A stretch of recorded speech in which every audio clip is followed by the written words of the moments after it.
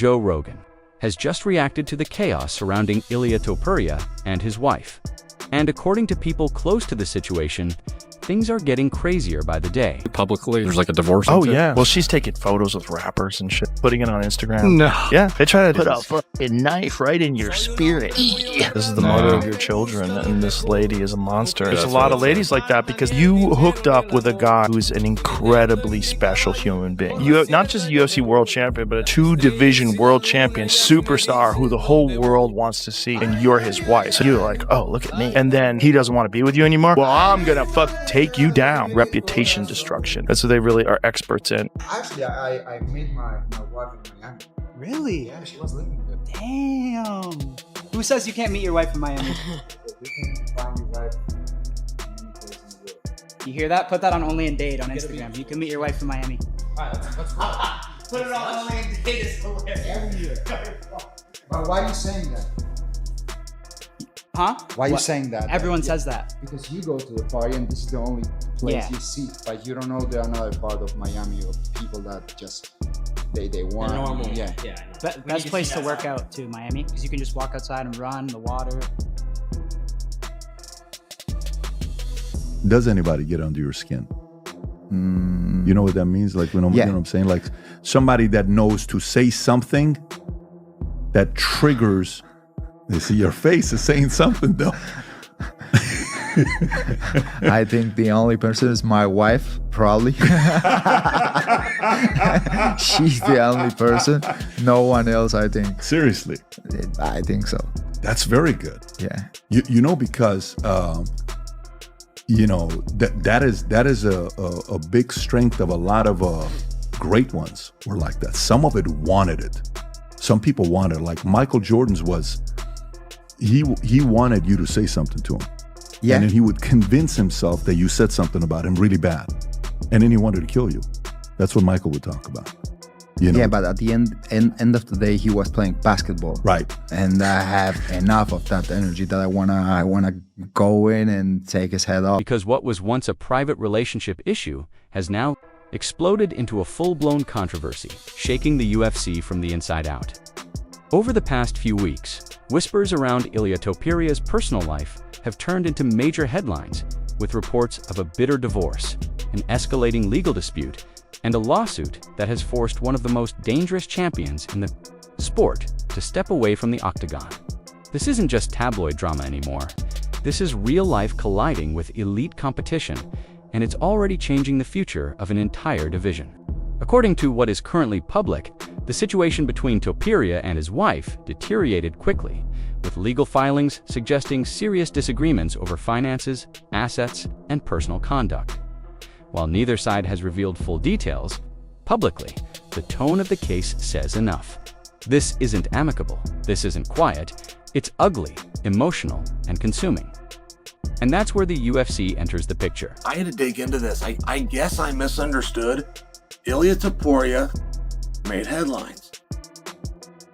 My belief through the headlines is that Ilia was walking away from the UFC championship belt, thus elevating Justin Gaethje and Paddy Pimblett to undisputed title.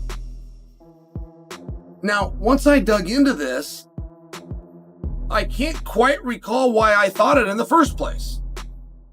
I mean, once I dug into it, there was nothing in the article that said that Paddy and Justin was going to be undisputed, or that the UFC was accepting, or that Ilia was surrendering a belt back. And I was talking with Daniel Cormier. Daniel's always got the inside scoop. It's like, hey, Daniel, you just got back from calling this event. What is going on there? Is Justin and Paddy moved up? And Daniel said no. He said that essentially in all of these articles and all of these news waves that have now just come out on Ilia Topuria, it's repackaging what we already knew. It was Ilia coming in front of this thing and saying, hey, I'm dealing with some big stresses in my personal life, and one of the great concerns that I have is that there's going to be a claim made against me for domestic violence, and I'm sitting here and I'm just waiting for this shoe to drop. And until it does, and until I can deal with that, try to work my own personal things back into order, I won't be competing. Now, I think a lot of you are going to hear what I just said and go, hey, Chael, you're 2 weeks late on the story. No, that is the story. The story is that this made headlines for something that we were already told a couple of weeks ago, and there is no escalation from that, meaning Ilia Topuria is not vanquishing or having stripped from him the title. Ilia Topuria vacating his belt didn't come out of nowhere. Insiders say the mental strain of the lawsuit, combined with court dates, legal obligations, and constant media pressure, made it impossible for him to prepare at a championship level. For a fighter who built his reputation on discipline, control, and calculated violence, losing control of life outside the cage is the one thing that can derail everything. Some news regarding Ilia Topuria, because I do think that as of this morning, it's probably the biggest news of the day. So obviously by now, you know that he is not fighting on January 24th. You know that he is taking a bit of a break. You know that there's an interim title on the line at UFC 324. You know all that stuff and more. Well, over the weekend, he spoke to ESPN Deportes. I want to play those two clips in a moment, but I want to start with the new news first, if you will, because he posted on Instagram this morning an update on his status, and he also discussed what he's been going through. And I think it's worth reading because this is the most he has said about all of this. Over the past several weeks, I've made the difficult decision to temporarily step away from defending my title. This was not a decision I took lightly. However, when circumstances arise that threaten your personal integrity, your family, and your reputation, there comes a point when you must address them directly.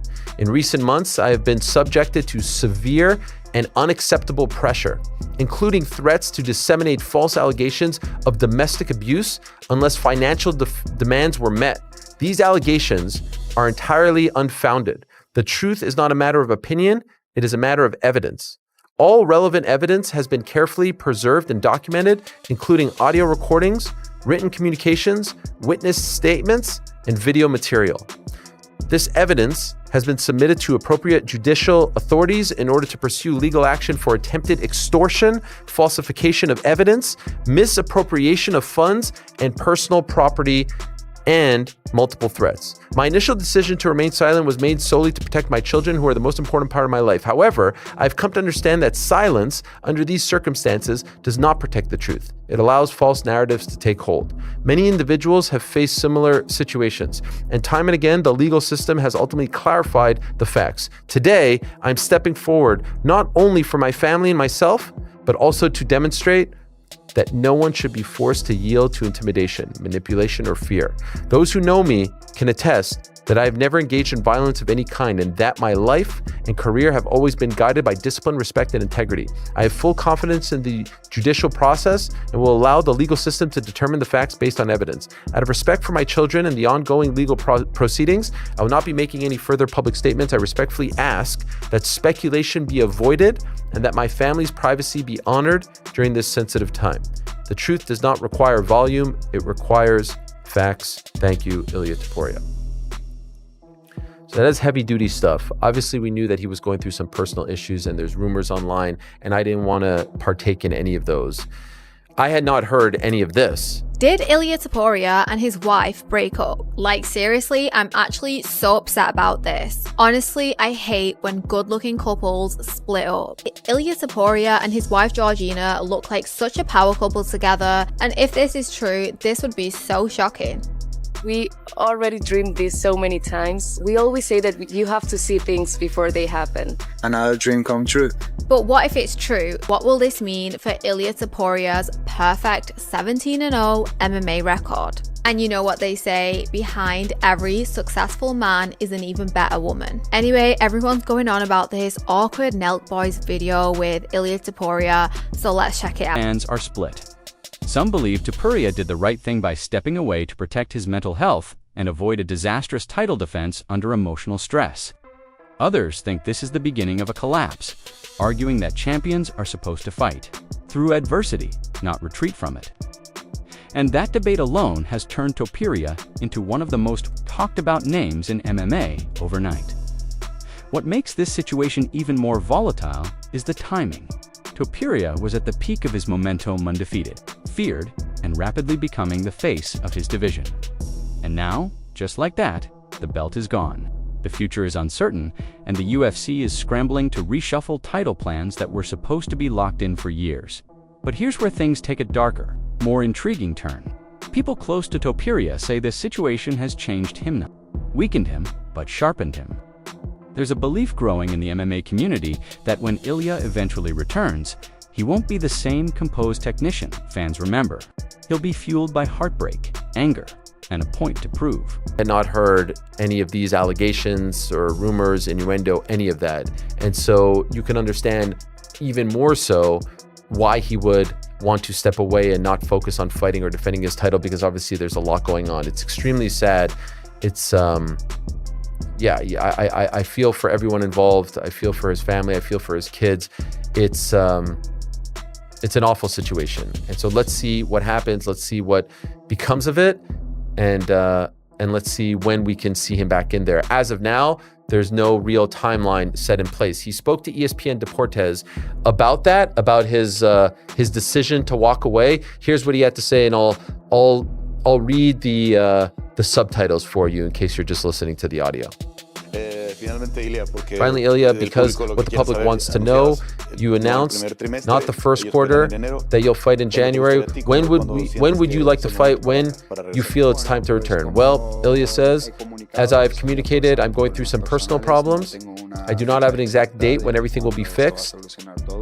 I hope that as soon as possible, as soon as it is solved, I will be ready to go back. In the octagon, I prioritize at this time the welfare of my family, of my children, my own. So as soon as everything is solved, I will be back to the octagon to give it the show that everyone deserves. He's then asked if he's going to be there. We are making decisions at this time, whether I'll make the trip on January 24th, but I hope so. I hope so. So that's what he had to say to ESPN Deportes on Saturday at his own event, WOW FC. I believe that was in Madrid. Interestingly enough, PT alerted me of this. It was actually streaming on Cristiano Ronaldo's YouTube page. So great, publicity. He's now teamed up with them, and they're trying to do big things over in Spain.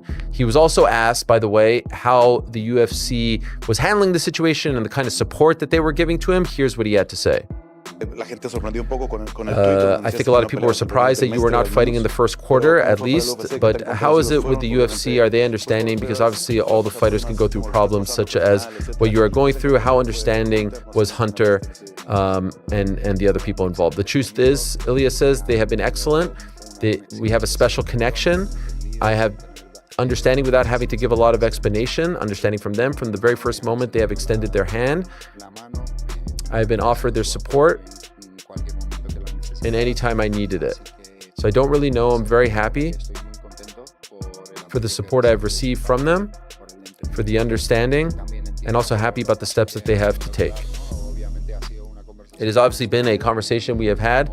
And as a promoter now that I have the experience, I also have the experience of going through this part of the sport as a promoter and not only as a fighter. I understand in many, many more ways that perhaps. So I am very happy, to be honest, because of the relationship that I'm starting to have with the UFC and for the understanding that they have had with me. So there you have it. He is very happy with the sport. He did also say that he wants to finish his MMA story and then go into boxing, but that's a lot of steps away. And actually, all of these articles going around, all of these stories you're going around, you're hearing about Ilia Topuria have no direct tying to Paddy the Baddy and Justin Gaethje. I get where this is confusing. I even asked Daniel that. I said, hey man, what am I missing? I get the severity. I get that we don't want to lighten up a personal topic. And when domestic violence is thrown in there, I get that we don't want to do that. I thought we dealt with this a couple of weeks ago. Is there about to be a legal charge? Is there about to be an investigation? Is there something new coming from this? And the answer was no. But it's got Ilia in a panic. So I start reading these articles. I start going through them all. I'm going, man, these headlines are very misleading. Let me get to the bottom of it. And Ilia does at some point make that statement, which is, I knew that this was going to come out. I thought staying quiet was a way to deal with it. But I've now learned when you're quiet in the world of PR, it gives fuel to flames of false narratives. So I'm going to come out and I'm going to let you know that I am expecting sooner or later an accusation to be made about domestic violence. What do we do with the interim belt? I mean, I feel awful for Ilia Topuria, but not having heard any of this story, not having Ilia said that, or getting Daniel to explain it to me, or taking my time and going back and reading through the articles so that I come to you guys and I don't misspeak. Absent of any of that, I would have been able to tell you if it was in fact a personal story. And history tells us that fighters returning from personal collapse often come back more dangerous than ever. Think about it: personal betrayal, public scrutiny, legal battles, and a stripped title. That's not the kind of energy that fades quietly. That's the kind of energy that builds something far more intense. Joe Rogan has often spoken about how emotional trauma can either break fighters or unlock a completely different level of focus and violence. And Topuria feels like the kind of athlete who turns chaos into fuel. The idea of him storming back through the division, hunting contenders, and reclaiming what he believes was stolen from him. That's what makes this story so dangerous and so unpredictable. There's in fact something personally going on with that beautiful girl that pops up on camera as Ilia's headed to the ring, that a claim of domestic violence was going to be involved. I don't attempt to sound cynical in the least. I could have told you the day that the rumors came out that it was a personal something involving her and him, that the words domestic violence were going to get attached to it. I was a little bit more surprised when Ilia came out and got in front of him and says, hey, I can't take this anymore. I'm losing sleep at night over this. Let's rip this Band-Aid off. These words, domestic violence, these words are going to get associated with me. The whole world kind of had my reaction. The whole world kind of had my reaction, where they're going, wait, did that not already happen? We've made it this far. We've made it this many weeks into what we've known from Jump Street as a personal dispute with the two of you. We wish you and your family the best, but you're telling me we've made it this far and those words haven't come out yet? That's a surprise to me. I would have assumed that they had. And can we now set that as uncomfortable as that topic apparently is, and I don't love it much more, that can we just set that over here, because we have a different issue, which is the career and the fighting career of Ilia Topuria. Because there have been some rather strange things that have happened to him as of late. I mean, the number one contender for his belt, Arman Tsarukyan, ends up not getting a shot at the belt, has to go out and do another fight, which officially gets named the number one contender's fight, of which Tsarukyan wins, but he is not fighting for the belt. Paddy the Baddy versus Justin Gaethje are going to go ahead and fight. Though I don't know if either one of them has ever asked to fight the other, as much as they just wanted the opportunity and the idea of fighting, of which I'm good with. And somewhere along the way, Islam Makhachev, for beating Jack Del Maddalena, skips over Ilia Topuria in the pound-for-pound rankings, and nobody's acting like that happened. Fans are already calling this the most insane comeback arc the UFC has seen in years. The question now isn't whether Ilia Topuria will return, it's when. Some insiders believe the legal situation could be resolved within months, while others warn it could drag on for a year or more, depending on how aggressive both sides remain. And the longer he stays away, the more mythologized his return becomes. I think wins if Islam and Topuria fight. I hope it's gonna happen. It's gonna be a tough fight for Ilia, for sure. Ilia make you either shoot him which is he will stop, or no, Islam has to strike with him, and then striking, we all know that how Ilia fights and how dangerous he is and how knockout power he have. So it's gonna be tough fight for Ilia for sure, like every fight is, but I believe he can finish Islam Makhachev. Ilia moving up to lightweight. Is it safe to say that Ilia Islam is the fight that we're sort of working toward? There's still other possibilities. There's a lot of going on right now. Did he vacate the belt, or did you guys say we don't want to hold up the featherweight division? No, he did that. He said, I've done everything I can do here. I'm ready to move up, and he vacated it. I respect when guys do that. Do you feel that if the UFC gives this fight to Paddy the Baddy, do you think that's the right thing? It's a mess right now at 155 pounds. It's very difficult to say, Paddy Pimblett, you're next up, when you haven't fought Arman Tsarukyan, Justin Gaethje, Dustin Poirier, Charles Oliveira. I understand Arman weighed in as a backup. I gave you a shot for you to weigh in. You don't make weight. That doesn't make a company very, very happy. And can that company trust you? Who's done more than Justin Gaethje as far as favors for the UFC? That's not realistic, bro. The UFC moves on, bro. This is how you matchmake it. It does have to be Justin Gaethje versus Paddy Pimblett, and you do have to be fair. Give it to Arman. Arman does deserve that shot, bro, like straight up. Because when a champion disappears under these circumstances, the sport doesn't move on its weights. And when Ilia Topuria finally walks back into the octagon carrying the weight of a broken marriage, a public battle, and a vacated crown, it won't just be a comeback fight. It will be a reckoning.